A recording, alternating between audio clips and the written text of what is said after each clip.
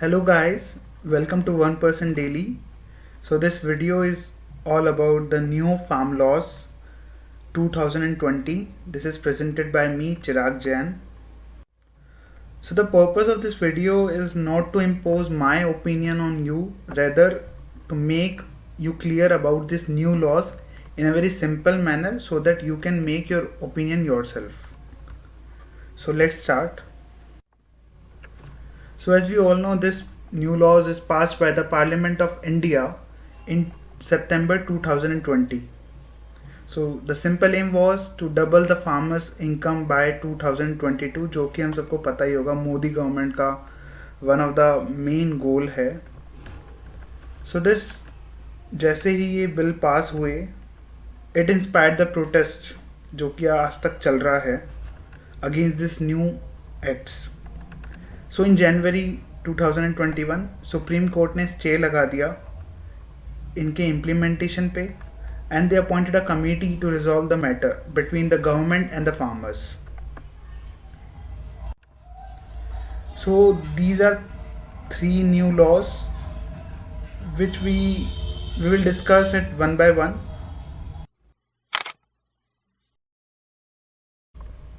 So as the name, हम name को ही समझने की कोशिश करते हैं.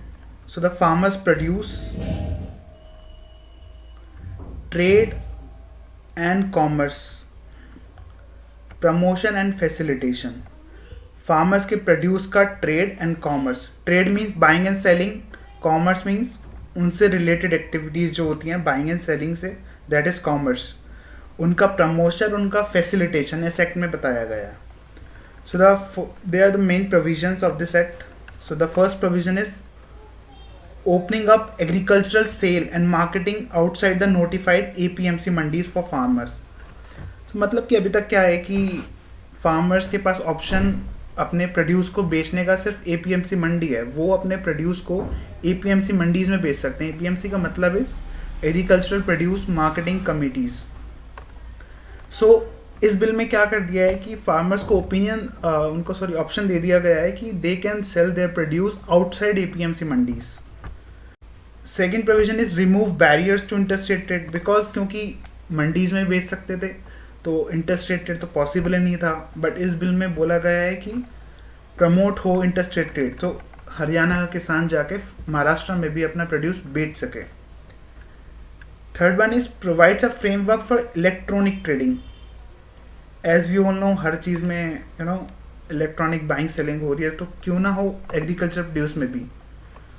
सो गवर्नमेंट प्रमोट करेगी इलेक्ट्रॉनिक ट्रेडिंग हो एग्रीकल्चर प्रोड्यूस की भी. Fourth point is expands the scope of trade areas of farmers produce from selected areas which is currently APMC मंडीज only to any place of production, collection and aggregation. मतलब कि APMC मंडी से बाहर निकल के भी they can trade their produce to any place, चाहे वो देयर प्रोडक्शन प्लेस हो, चाहे अपने फार्म के बाहर निकलते ही वो बेच दें, चाहे वो प्लेस ऑफ कलेक्शन है, चाहे वो प्लेस ऑफ एग्रीगेशन है. So the fifth point is prohibit state governments from levying any market fees, cess और taxes for trade outside APMC. अभी अगर APMC मंडी में ट्रेड हो रहा है, राइट, अगर APMC मंडी में ट्रेड बाहर होगा और स्टेट गवर्नमेंट टैक्स लगा देगी बाहर, तो ऑब्वियसली उस टैक्स की वजह से जो ट्रेड APMC मंडी से बाहर होगा वो महंगा पड़ेगा किसानों को. सो वो ना हो, इसलिए इस बिल में स्टेट गवर्नमेंट्स को प्रोहिबिट कर दिया है कि they can not levy any market fee और taxes for the trade outside APMCs. So the last provision of this act is it seeks to break monopoly of government regulated mandis. So obviously APMC mandi की अभी monopoly है because और कोई option ही नहीं है किसानों के पास. तो ऑब्वियसली उस मोनोपोली को तोड़ना and allow farmers to sell directly to private buyers. So this is all about the first act.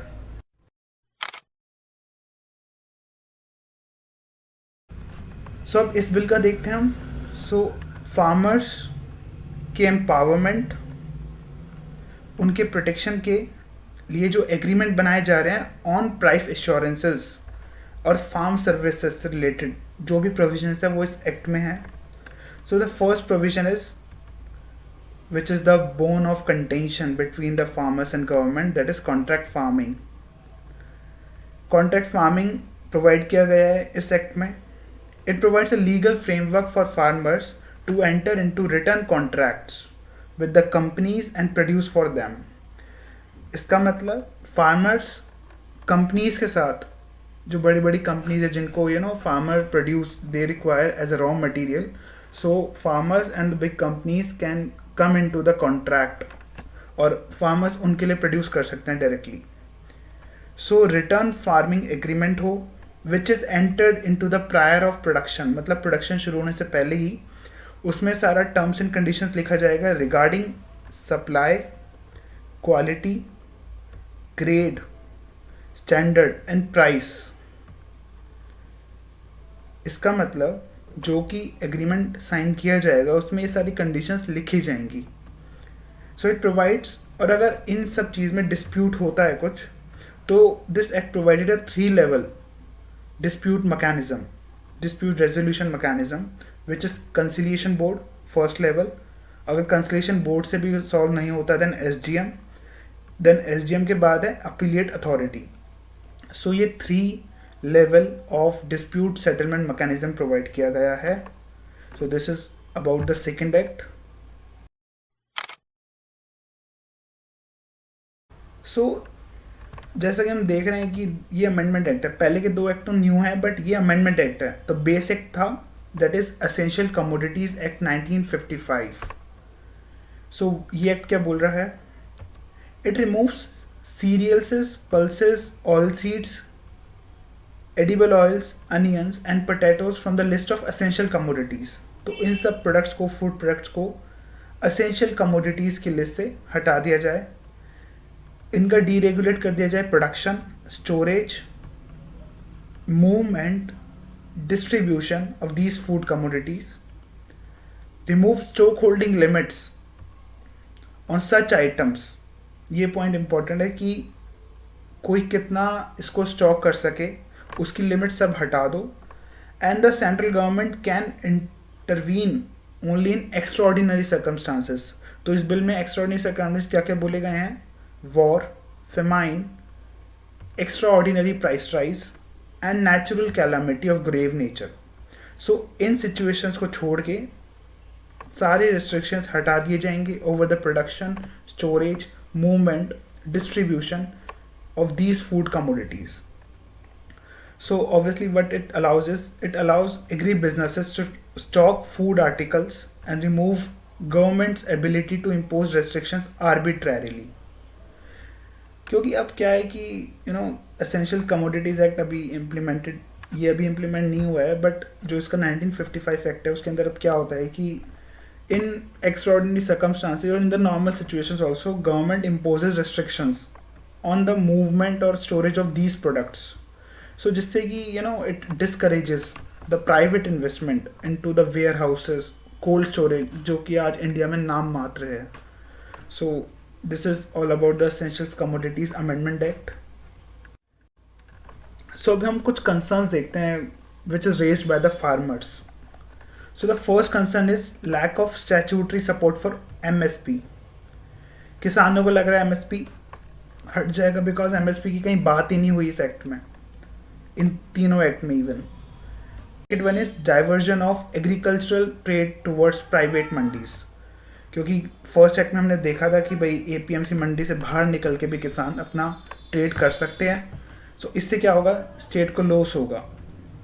जैसे जो स्टेट्स लाइक पंजाब जिनका 100% रेवेन्यू में से अराउंड 8 से 9% रेवेन्यू मार्केट फीस सेस से ही आता है, तो उनका ऑब्वियसली जब ट्रेड अगर एपीएमसी से बाहर भी होने लग जाएगा तो उनका स्टेट रेवेन्यू लॉस होगा. मिडलमैन ऑब्वियसली उनकी तो जॉब भी चली जाएगी, क्योंकि जब फार्मर डायरेक्टली बायर्स को बेचेंगे तो फिर उनकी जॉब भी चली जाएगी. Then fourth point is inability of small and marginal farmers to understand terms of contract में lead to exploitation, which is a genuine concern कि भाई जो लोग छोटे किसान हैं, मे बी वो कॉन्ट्रैक्ट समझ ही ना पाएँ और उनका एक्सप्लोटेशन हो जाए, उनको पता भी ना लगे। Fifth point is lack of bargaining powers of farmers with big companies. This is also one of the genuine concern कि भाई कंपनीज ऑब्वियसली बड़ी कंपनीज हैं, फार्मर्स छोटे हैं, तो बार्गेनिंग पावर कैसे इक्वल हो पाएगी। Then next one is no judicial support. जैसे कि हमने पढ़ा था कि जो 3 लेवल डिस्प्यूट रेजोल्यूशन मैकेनिज्म बनाया है कंसिलिएशन बोर्ड का, then SDM, then appellate authority, उसमें जुडिशियल सपोर्ट तो दिया ही नहीं कि कोर्ट में भी फार्मर्स जा सकते हैं अगर उनको कुछ प्रॉब्लम हो तो। So these are few concerns raised by the farmers, but obviously कुछ मिसकंसेप्शंस भी हैं because of lack of education, ignorance. उस वजह से कुछ गलत बातें भी उड़ रही हैं, और इस वीडियो में हम इन 2 पे बात करेंगे, that is MSP and contract farming. अब फर्स्ट जो मिसकंसेप्शन है कि भाई एमएसपी रिप्लेस कर दिया जाएगा, एमएसपी को हटा दिया जाएगा, बट द रियलिटी इज कि ना इस एक्ट में कहीं बात की गई है कि एमएसपी लागू ही रहेगा, ना ये बात की गई है कि एमएसपी को हटा दिया जाएगा। अब तक यही था कि एमएसपी कोई लॉ में है ही नहीं, तो वो ऐसे ही गवर्नमेंट नोटिफिकेशन से चल रहा है, और इस लॉ में भी कहीं उसको ऐसा नहीं बोला गया कि वो हटा देंगे। सो रेदर न्यू ऑप्शंस बताए गए हैं कि फार्मर्स इस तरीके से भी कर सकते हैं अपना ट्रेड। तो गवर्नमेंट ने बार बार क्लियर भी कर दिया है, हम न्यूज़ में देखा होगा कि that MSP will continue and mandis will not stop functioning. बस ये बोला है कि एपीएमसी से बाहर भी ऑप्शन दे दिया, बट यूँ नहीं बोला कि एपीएमसी ख़त्म ही हो जाएंगी। जिसको मन करे एपीएमसी में बेचो, जिसको मन कर रहा है बाहर बेचो, दैट ऑप्शन दिया गया है। So under the new system, farmers will have the option to sell their produce at the place in addition to mandis. Mandis को हटाया नहीं जा रहा, मंडीज के साथ साथ और ऑप्शंस भी खोले जा रहे हैं। So the second misconception is about the contract farming। लोगों को लग रहा है किसानों के कि बड़ी कंपनीज आएंगी, उनकी ज़मीन एक्वायर करके ले जाएंगी, बट ऐसा नहीं है। क्यों नहीं है? क्योंकि जो हमारा सेकंड वाला एक्ट है, that is price assurances act, उसमें एडिक्वेट प्रोटेक्शन दिया गया है लैंड ओनरशिप के रिगार्डिंग। उसमें एक्सप्लिसिटली बोला गया है that this act prohibits any sponsor firm from acquiring land of farmers. और इतना ज़्यादा प्रोविजंस किसानों के फेवर में रखा गया है if you study the act. So contract cultivation is voluntary in nature and farmers can not be force in to agreement. So जो सेकेंड वाला एक्ट है वो सिर्फ कॉन्ट्रैक्ट फार्मिंग के रास्ते खोल रहा है, कोई किसानों को ये नहीं बोल रहा आप उस रास्ते पे चलो। ऑप्शन रहना चाहिए, बट कोई ऑप्शन वो वॉलंटरी है, जिसको अच्छा लगे वो कॉन्ट्रैक्ट करो, जिसको नहीं अच्छा लगा वो मत करो। So these are basically the 2 most important misconceptions which is raised among the farmers. So this is all about what I wanna share on these farm laws. I hope I'll to contribute towards your knowledge regarding these farm laws. So if you like this video, please like and subscribe this channel 1% daily. So thank you.